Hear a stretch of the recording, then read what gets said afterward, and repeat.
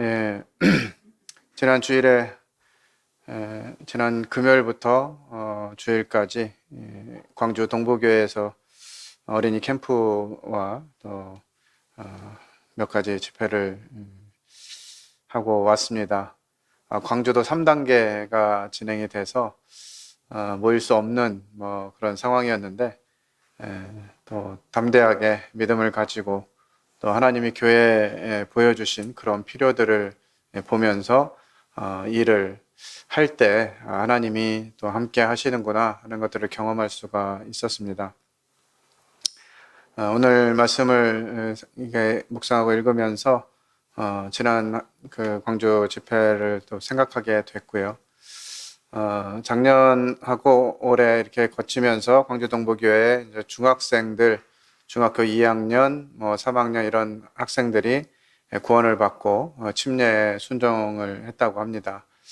중학교 2학년 형 누나들이 구원을 받으니까 이제 초등학교 5학년, 6학년짜리 아이들이 저 형들도 구원받고 그러면 우리도 구원받을 수 있는 거 아닌가 해가지고 아이들 마음 가운데 어떻게 하면 구원받을 수 있는지 이런 궁금증이 생기기 시작했고 그런 필요들을 보면서 캠프를 해야 되겠다 하는 마음을 먹으시고 날짜를 잡고 이제 그 날이 점점 다가오는데 이 코로나 단계는 점점 심해지고 시청이라든지 이런 공공기관에서 계속 문자는 오고 모이지 마라, 집회하지 마라 이런 식의 문자는 계속 받았다고 하더라고요. 그럼에도 불구하고 이번 기회를 하나님이 하실 것들을 기대하면서 준비하고 진행을 하게 됐는데 저도 여느 때와 다르게 우리 성도님들뿐만 아니라 기도로 요청할 수 있는 많은 분들께 이번 집회를 위해서 기도해 달라고 부탁을 하고 이렇게 갔는데요. 참 하나님께서 많은 분들의 기도를 들어주신 것 같습니다.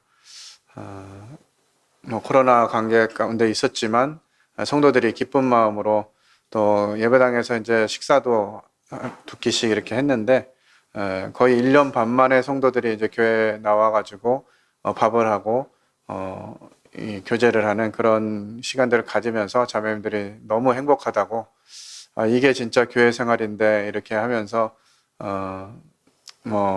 여러 상황이 그렇지만 그런 경험을 또 귀하게 여기게 되는 시간을 가졌다고 얘기를 들었습니다.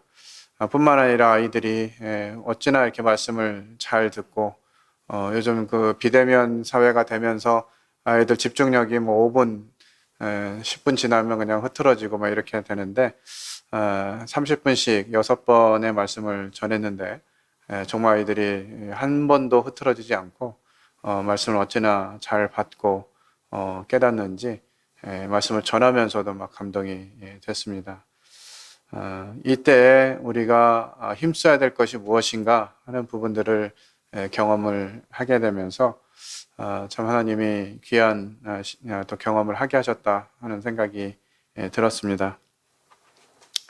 에스겔 30장 강의 오늘 진행할 차례인데요. 그동안 몇 주에 걸쳐서 계속해서 하나님이 이제 심판하는 암몬 족속, 모압, 에돔, 블레셋, 두로와 시돈 이제 지난주에 우리 19장을 통해서 하나님이 이제 애굽도 심판하실 것이다 라고 하는 부분들 말씀을 묵상했었고요. 결국 이제 이 바벨론 시대가 도래하고 있음을 보면서 사실 이집트 그러면 지난주에 저희들이 살펴봤습니다만 이 애굽은 정말 철옹성과 같은 어떤 상황에서도 무너지지 않을 것 같고 정말 미래가 보장되어 있을 것 같은 그런 나라였던 것들을 보게 됩니다. 그 29장 초반부에 보면 애굽을 뭐라고 했냐면 나일강에 있는 악어, 정말 강에 자리 잡고 있는 악어. 어떻게 보면 이제 정말로 흔들림이 없이 모든 것이 내 것이고 마치 자기가 하나님인 것처럼 느끼는 이와 같은 애굽을 설명하고 있는데요. 그러다 보니까 이제 많은 나라들이 이 주변 나라들은 애굽과 손을 잡고 동맹을 결성하고 이제 애굽에 의지하면 어려움이 없을 것이다 라는 기대로 살아가고 있었습니다. 이스라엘 또한 수많은 역경을 겪을 때마다 보면 다 애굽으로 이렇게 내려가지요. 애굽에는 왜 사람들이 이렇게 많이 모이게 될까요?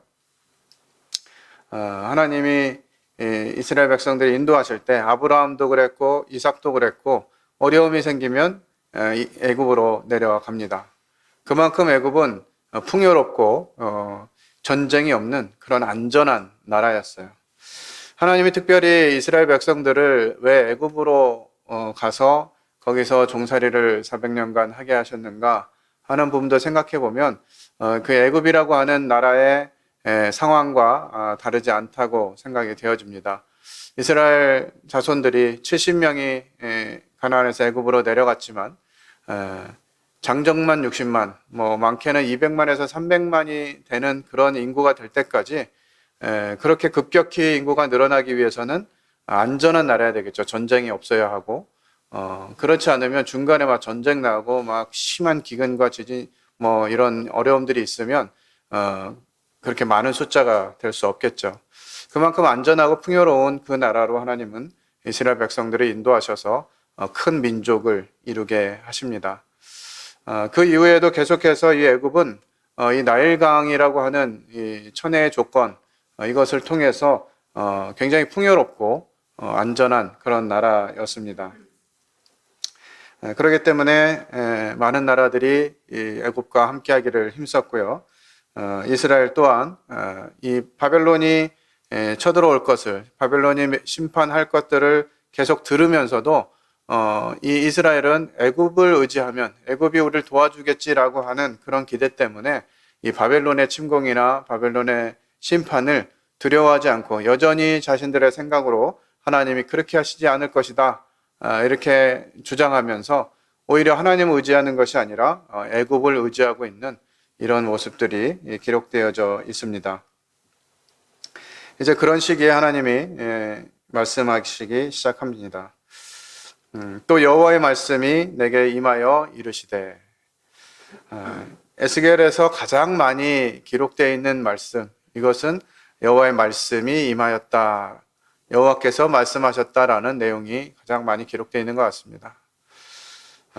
너무 자주 듣다 보니까 하나님께서 그냥 이스라엘 백성들에게 말씀하시는 거네 라고 이해할 수 있지만 이 말씀이 곧 나에게 임하는 것으로 적용하는 것이 우리에겐 필요합니다. 그냥 여호와의 말씀이 이 이스라엘 사람들 또는 애굽 사람들에게 말씀하시는 거다, 심판의 때를 말씀하신다 이러면서 넘길 수 있지만 우리는 이 말씀을 더 한 발 나아가서 하나님이 나에게 말씀하신다 라고 하는 것으로 받는 것이 합당한 태도라고 생각이 됩니다. 인자야 너는 예언하여 이르라.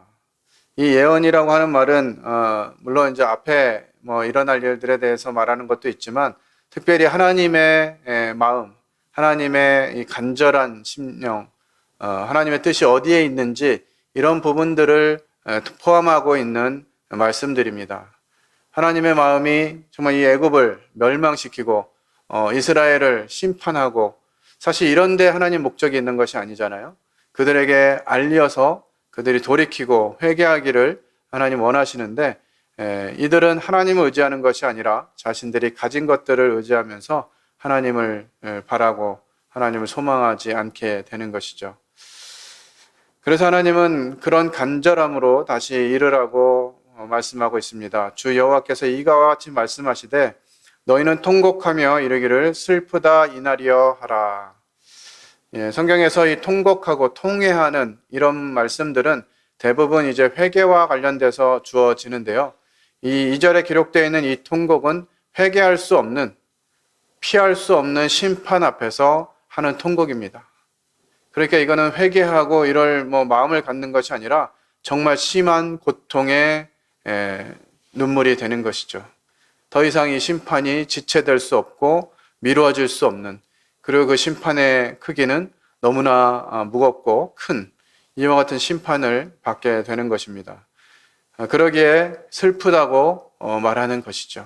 더 이상 돌이킬 기회가 없는. 정말 하나님은 분명히 말씀하시고 그곳에서 일하고자 하는데 때로는 우리 마음이 그 하나님의 음성을 벗어나서 있는 그런 경우들이 자주 있는 것 같아요. 이번에 광주에서 집회하는 동안에 어떤 한 가정의 형제님이 진짜 이거 캠프 할 거야. 지금 코로나 지금 이 사태인데 어쩌려고요? 뭐 이러면서 이제 이 불안해하면서 아이들을 안 보내려고 이렇게 하려고 했다 그래요. 얼마나 그 준비하는 형제님이 주일학교 맡고 있는 리더 형제님이 힘들게 했는지 그냥 아침 저녁으로 전화해가지고 계속 할 거냐고 그러면서 정말 힘들게 했다 그러더라고요. 그런데 이제 뭐 캠프는 시작이 됐고 첫째 날 아이가 이 말씀을 듣고 돌아갔는데 다음 날 아침에 이제 이튿날 그 말씀 캠프를 시작해야 되는데 아이가 집에서 오늘은 안 간다고 그랬다는 거예요. 그 얘기를 듣자마자 이 형제님이 저 마음이 번쩍 눈이 뜨이면서 이거 지금 사단이 방해하고 있구나 하는 것들을 깨달으면서 야 그래도 어제 잘 들었는데 오늘 하루라도 더 들어 이렇게 이제 잘 설득을 해가지고 아이가 이제 같이 캠프에 오게 된 것이에요. 자기가 무엇을 하고 있었는지 어떤 태도를 취하고 있었는지를 깨닫게 되면서 하나님 앞에서 정말 이렇게 두려움으로 그와 같은 부분들을 돌이키고 아이가 교회로 올 수 있도록 그렇게 했다고 합니다.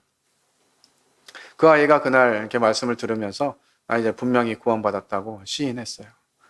그러면서 이제 하나님이 하시는 일들을 얼마나 이렇게 놀랍게 경험하게 되는지 그 다음날 아침에 이제 주일날 시간을 보내고 오후에 이렇게 잠깐 여유가 있는 시간에 이제 만나서 얘기하는데 저 그냥 입이 크게 벌어지셔가지고 좋아하시더라고요.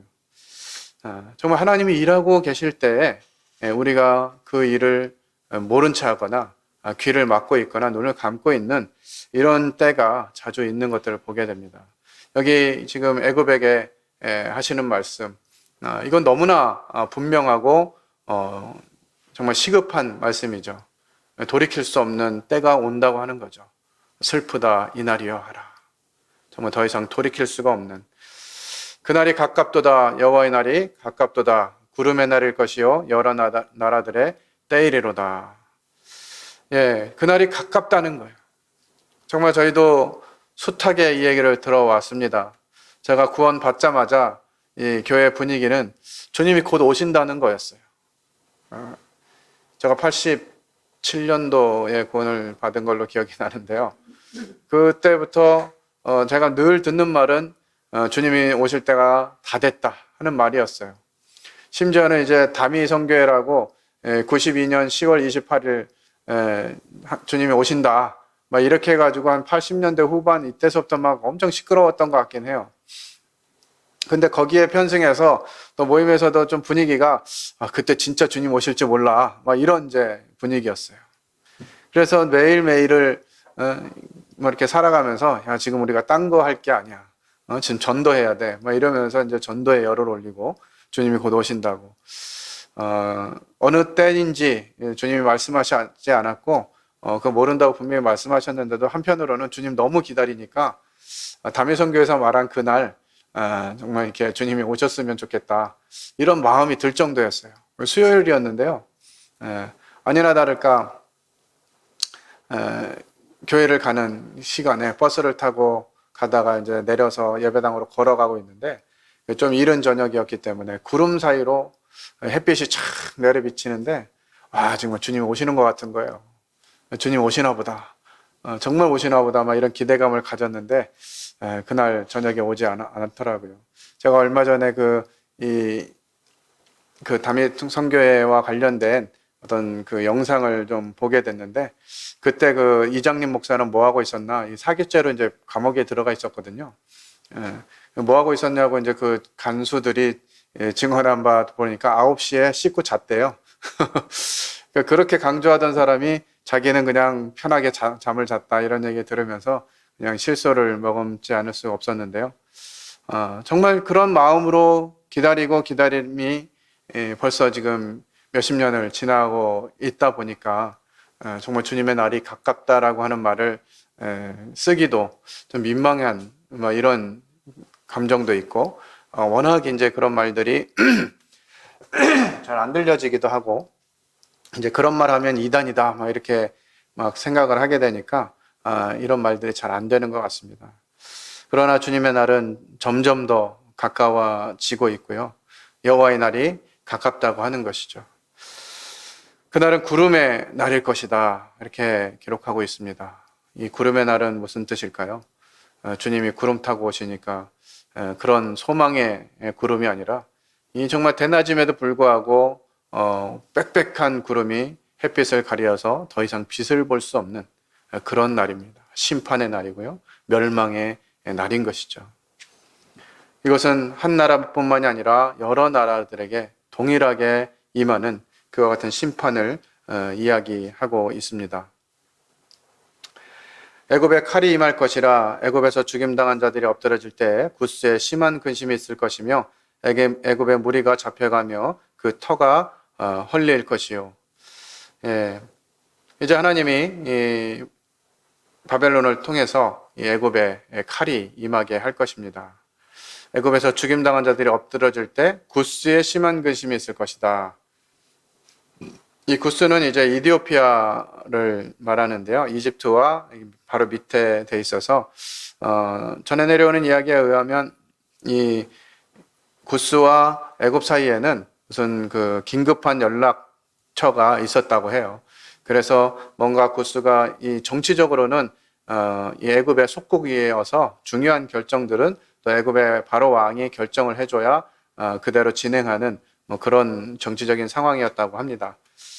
그래서 이제 뭐 사소한 일들이라든지 뭔가 중요한 긴급한 일들이 있을 때 이 구스에서는 이제 이 애굽의 상황을 듣고 뭐 결정을 하게 되고 이렇게 하는데, 이 애굽이 이제 심판을 받는 이런 내용들에 대해서 소식이 들려질 때 이 구스가 심한 근심이 있을 것이다, 이렇게 표현하고 있습니다. 여기 말하는 심한 근심이라고 하는 것은 마치 그 임신한 여인이 해산하는 고통을 의미하는 단어입니다.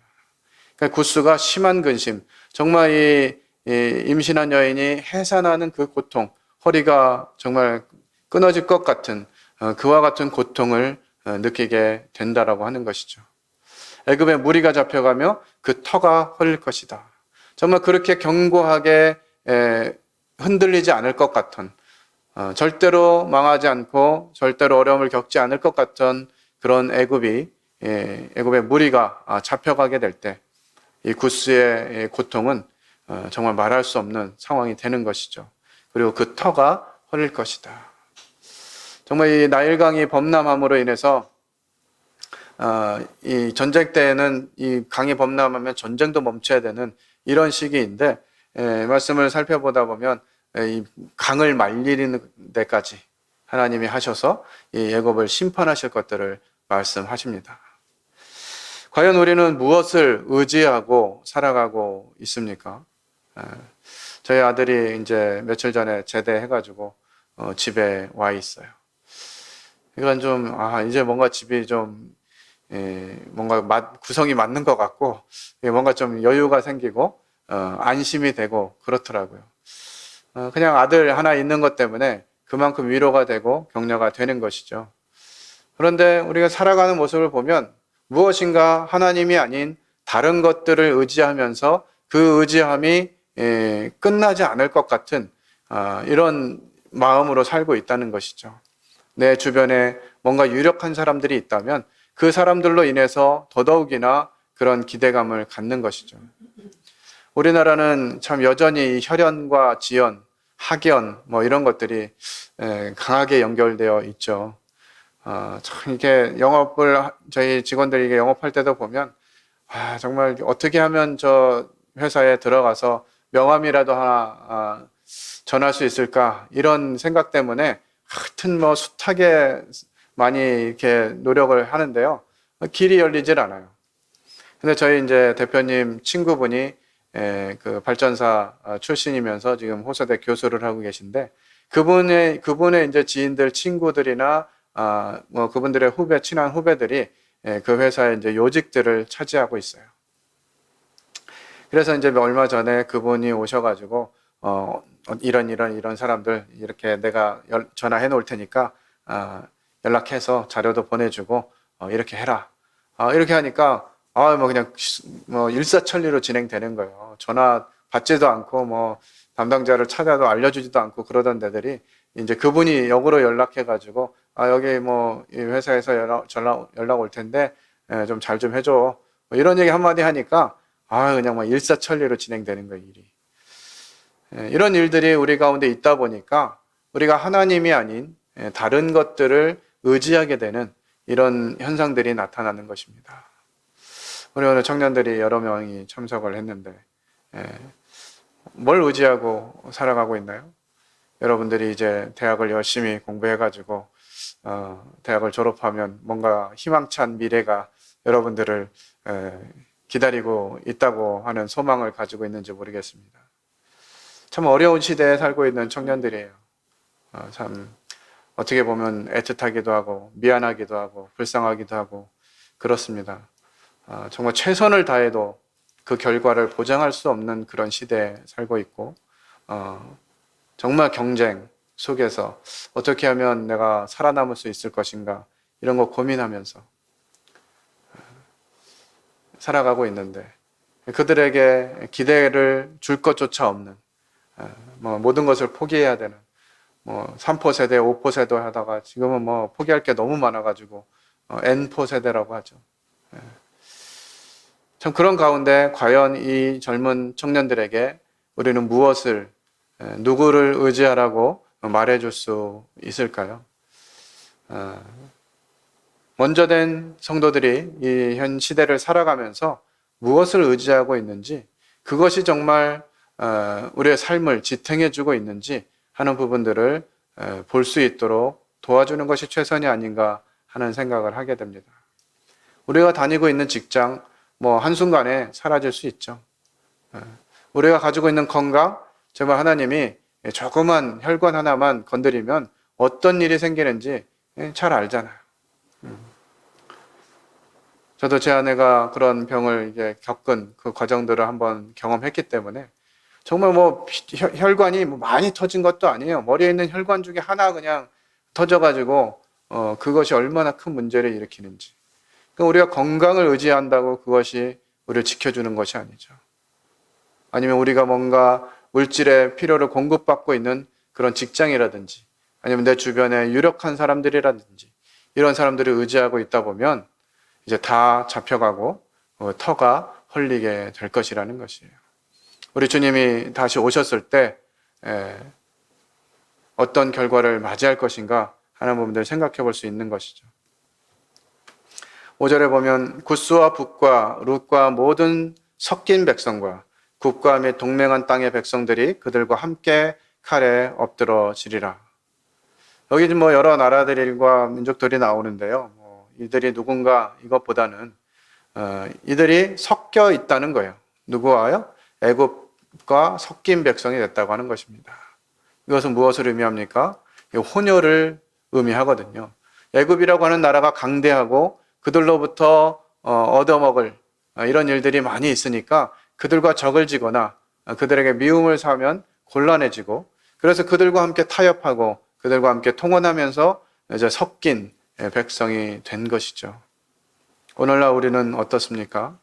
주님이 우리의 앞날을 인도하실 것이다 라는 믿음이 있고 그렇게 들어왔기 때문에 그런 줄은 알고 있는데 진짜 주님이 우리를 인도하시는지 그래도 내가 뭔가 자격은 있어야지 하면서 자격증과 토익 점수에 열을 뿜고 있는 거 아니겠어요? 그렇지 않습니까? 정말 주님이 나를 인도하실 것이다 라고 하는 그 확신 가운데 있다면 우리가 다른 것에 마음이 매이거나 그런 것들로 인해서 하나님을 섬기고 하나님께 나아가는 것이 뒷순위가 되는 일은 없어야 되겠죠. 그런데 그런 것들이 섞이게 되면서 우리의 신앙이 정체성을 잃게 되고 내가 과연 뭐하고 있는 건가, 누구를 위해서 살고 있고 무엇을 위해서 살고 있는지 이런 부분들에 있어서 혼탁해지는 거죠. 이 섞인 백성들은 애굽을 의지하면서 애굽이 건재한 이상 우리도 문제 없을 거야 라고 하는 기대감을 가졌겠지만 안타깝게도 그들과 함께 칼에 엎드러질 것이다 하고 말씀하십니다. 하나님이 아닌 다른 것들을 의지하고 바라보다가는 결국은 다 망하게 되는 것이죠. 30장은 뭐 26절까지 있습니다만 1절부터 5절의 말씀이 대요를 이루고 있습니다. 그리고 그 내용들이 어떻게 이제 그럼 망할 것이고 어떻게 진행될 것인가 라고 하는 부분들을 이제 말씀해 주는 것이고요. 특별히 6절에 보면 여호와께서 이같이 말씀하셨느니라 애굽을 붙들어 주는 자도 엎드러질 것이요 애굽의 교만한 권세도 낮아질 것이라 믹돌에서부터 수에네까지 무리가 그 가운데에서 칼에 엎드러지리라 주 여호와의 말씀이니라. 애굽을 붙들어 주는 자도 엎드려질 것이고 애굽의 교만한 권세도 낮아질 것이라고 말합니다. 여기 애굽과 결탁해서 정말 그들이 정말 마치 하나님인 것처럼 이 세상의 신인 것처럼 여겼던 그런 자들도 함께 엎드러질 것이고요. 애굽의 교만한 권세, 마치 나일강에 누워있는 악어처럼 마치 자신이 하나님인 것처럼 여기는 이와 같은 교만한 권세도 낮아질 것이라는 것이에요. 어떻게 보면 역사적으로 이 애굽은 이와 같은 경험을 한번 한 적이 있습니다. 언제 그런 일을 당했죠? 출애굽 시에 하나님의 백성으로 인해서 10가지 재앙을 만나면서 정말 뭐 듣도 보도 못한 재앙들을 겪으면서 자신들이 의지하는 것들이 다 허망하고 참신이 아니라는 것들을 그들 경험했잖아요. 그럼에도 불구하고 그들이 이스라엘 백성들을 쫓아가다가 홍해 가운데에서 다 수장되는 이와 같은 경험을 한 바가 있습니다. 저희들의 삶을 돌아볼 때도 한 번쯤은 이런 게 한 번도 없었다면 뭐 하나님과 어떤 관계인가 싶을 정도로 한 번쯤은 우리 삶 가운데서 큰 어려움을 겪으면서 우리가 진정 의지할 것들은 이 세상에 있는 것이 아니라 하나님뿐이다 라고 하는 경험들을 누구나 한 번씩은 다 하셨을 것이에요. 그런데 시간이 흐르면서 또다시 세상에 있는 것들을 의지하면서 마치 내 권세가, 내가 있는 위치가, 내가 가진 어떤 자격이 하나님 편에서 쓰여질 것처럼 그렇게 기대하는 것이죠. 그런 교만한 권세도 낮아질 것이라고 말씀하십니다. 믹돌에서부터 수에네까지 애굽 전체를 말하는 표현입니다. 무리가 그 가운데서 칼에 엎드러지리라 주 여호와의 말씀이니라. 하나님 아닌 다른 것들을 의지하는 모든 것들은 엎드러질 것이고 멸망받게 될 것입니다. 그날에 주님이 우리의 삶을 평가하실 때 과연 무엇이 남을지, 불로 우리의 공력을 심판하실 때 다 나라가 없어져 버린다면 하나님 앞에서 매우 부끄러운 만남을 가지게 되겠죠. 우리는 이 시점에 하나님을 기대하면서 바라보면서 나아가야 되리라 생각이 듭니다. 마지막 25절과 26절 말씀 보고 말씀을 정리해야 될 것 같습니다. 25절에 보면 내가 바벨론의 왕의 팔은 들어주고 바로의 팔은 내려뜨릴 것이라. 내가 내 칼을 바벨론 왕의 손에 넘기고 그를 들어 애굽 땅을 치게 하리니 내가 여호와인 줄을 그들이 알리라. 바벨론 신흥 세력이긴 하지만 애굽이 무너질 리가 없지. 애굽이 어떤 나라인데 이런 마음을 가지고 있다면 하나님의 이 심판의 말씀을 우리는 주목해야 할 것입니다. 사무엘상 2장 6절로 8절에 보면 여호와는 죽이기도 하시고 살리기도 하시며 음부에 내리기도 하시고 올리기도 하시는도다. 여호와는 가난하게도 하시고 부하게도 하시며 낮추기도 하시며 높이기도 하시는도다. 모든 권세가 모든 능력이 하나님께 있음을 우리는 기억해야 할 것입니다. 눈에 보이는 어떤 기대치, 어떤 대상이 아니라 오직 하나님께서 죽이기도 하시고 살리기도 하시고 내리기도 하시고 올리기도 하시고 가난하게도 하시고 부하게도 하시고 낮추기도 하시고 높이기도 하시는 이와 같은 사실을 우리는 기억해야 할 것이에요. 다른 누가 해주는 것이 아니라 모든 권세와 능력은 여호와께 하나님께 있음을 우리는 기억해야 할 것입니다. 26절에 내가 애굽 사람을 나라들 가운데로 흩으며 백성들 가운데로 해치리니 내가 여호와인 줄을 그들이 알리라. 전도하다 보면 뭐 천국과 지옥이 있는지 어떻게 알아? 죽어봐야 알지. 뭐 이런 얘기를 합니다. 그러면 그런 사람들에게 죽어보면 안다고 얘기합니다. 죽어보면 알죠. 어떤 상황이 닥치는지. 그러나 그땐 너무 늦은 거죠. 우리는 계속해서 에스겔을 묵상하면서 주님이 심판하신다. 그럴 것이다. 멸망할 것이다. 라고 하는 내용들을 쭉 듣지만 그때 가봐야 알지. 뭐 이런 마음으로 사는 게 아닌가 하는 생각을 해보게 됩니다. 정말 하나님이 어느 때를 우리가 살게 하고 계신지, 그리고 그 하나님이 한번 결정하시면 되돌이킬 수 없다는 사실들을 기억해야 할 것입니다. 하지만 여지까지 아직 하나님이 은혜를 베풀고 계시고 긍휼을 베풀고 계시죠. 역대하 32장 24절 25절 보면 그때 히스기야가 병들어 죽게 된 고로 여호와께 기도하며 여호와께서 그에게 대답하시고 또 이적으로 보이셨으나 히스기야가 마음이 교만하여 그 받은 은혜를 보답지 아니하므로 진노가 저와 유다와 예루살렘에 임하게 되었더니 히스기야가 마음의 교만을 뉘우치고 예루살렘 거민들도 그와 같이 하였으므로 여호와의 노가 히스기야의 생전에는 저에게 임하지 아니하니라. 안타깝게도 하나님이 택하신 백성인 우리들이 이 시대를 어떻게 살아가느냐에 따라서 그 영향력이 미쳐지게 되는 것입니다. 히스기야가 하나님의 은혜를 입었음에도 불구하고 교만해서 그 받은 은혜를 보답하지 않으니까 히스기야뿐만 아니라 유다와 예루살렘에 그 멸망이 임하게 됩니다. 마찬가지로 우리가 하나님의 편에 서 있지 않고 하나님 말씀을 주목하지 않고 살아가면 우리에게 속한 것들이 함께 멸망받게 된다고 하는 것이죠. 얼마나 두려운 말씀입니까? 그러나 우리가 마음의 교만함을 뉘우치고 하나님 앞에 나아갈 때 하나님이 또 저희들의 은혜를 베푸시게 될 것입니다. 다 겪은 다음에 끝에 가서야 하나님이 그러셨었지 라고 후회한들 그게 무슨 소용이 있겠어요. 그러나 하나님 말씀으로 우리에게 미리 경고해 주고 계시고 안내해 주고 계시는 거잖아요. 정신 차리라고. 이 때가 악하다고. 하나님의 때가 곧 온다고 말씀하고 계시는데 우리가 여전히 그 말씀들은 무시하고 내 방식대로 내가 의지하는 것들만 바라보면서 살아가다가 결말을 맞게 될 것입니다. 모쪼록 우리 성도님들이 계속해서 에스겔 말씀들을 듣고 묵상하면서 이것이 이제 정말 나에게 임하는 말씀이구나, 나의 때에 임할 말씀이구나 하는 사실들을 주목하고 이 시대에 우리가 어떻게 살아가야 될 것인가 하는 부분들을 깊이 묵상하는 시간들이 되기를 바랍니다. 기도하고 마치겠습니다. 아버지 하나님, 참 저희들은 듣는 것에 둔하고 눈이 멀고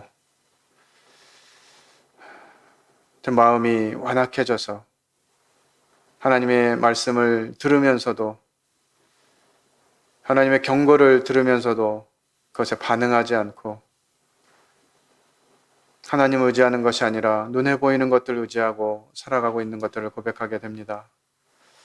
자, 애국과 같이 정말 멸하지 않을 것 같은, 망하지 않을 것 같은 이런 세상 것들을 의지하다가 그것들이 망할 때 좀 함께 그 결말을 보는 참 안타까운 인생의 마지막을 경험하지 않기를 하나님께 간구를 드립니다. 지금 말씀 주시는 이때 저희들이 정신을 차리고 마음에 하나님을 깊이 생각하며 하나님의 뜻이 무엇인지 살피고 그 하나님의 뜻을 위해서 이 마지막 때를 살아가는 귀한 성도님들 될 수 있도록 인도해 주시기를 간구를 드립니다. 계속해서 저희들에게 말씀해 주시고 이 말씀이 없으면 백성이 방자히 행하게 되는 것처럼 이 코로나로 인해서 성도들이 말씀과 점점 멀어지고 교회와 점점 멀어지는 이와 같은 참 일들이 일어나고 있는데 이때 저희 성도들이 깨어서 다시 하나님 앞에 나아오고 하나님 말씀 앞에 엎드려서 하나님의 뜻을 구하는 귀한 성도들 될 수 있도록 도와주시기를 원합니다. 오늘도 말씀 허락하신 것을 감사를 드리며 이 모든 것을 살아계신 하나님 아들 예수 그리스도의 이름으로 기도를 드렸습니다. 아멘. 감사합니다.